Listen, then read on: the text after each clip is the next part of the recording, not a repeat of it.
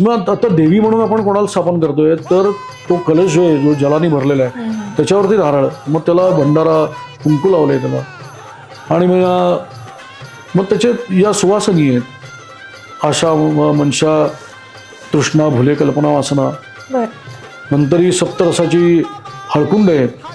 आता प्रत्येकाचा अर्थ आहे तो सगळा मी सांगत बसत नाही इथे, पण मग त्याची तांदूळांनी ओटी भरलेली आहे जगदंबेची. पंचमहाभूत 5 कडब्याचे ताटं म्हणजे काय तर पंचमहाभूत आहेत ते, पृथ्वी आप तेज वायू आकाश.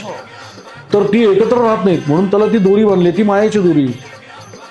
आणि मग चंद्र सूर्याचं प्रतीक तुम्ही लक्षात घ्या, मी वारंवार तेच सांगतो की हे काय पद्धतीने हे मांडणी केली आहे की प्रत्येक म्हणजे आपल्याला तर नागपंचमी येईल, आपण त्या विषारी असलेल्या नागाबद्दलही कृतज्ञता की अरे तू हा पृथ्वी तोललीस फण्यावरती, शेतकऱ्यांचा मित्र असतो, किंवा ज्या काही कथा आपल्याकडे आहेत, बैलपोळा, आता हे सगळे सण एकदा पालखी येऊन गेलं की सुरूच होतात ते.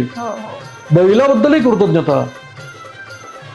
इथे तर भगवंताचं मानतोय आपण. मग चंद्र सूर्याचं प्रतीक म्हणून तो पोत लावला जातो, दिवटी, तेल जळू येडा पिडा तळू म्हणलं जातं ते. तर मग ते सतत प्रज्वलित केली जाते आणि मग गोंधळाला सुरुवात होते. तो गोंधळ आईसाहेबांचा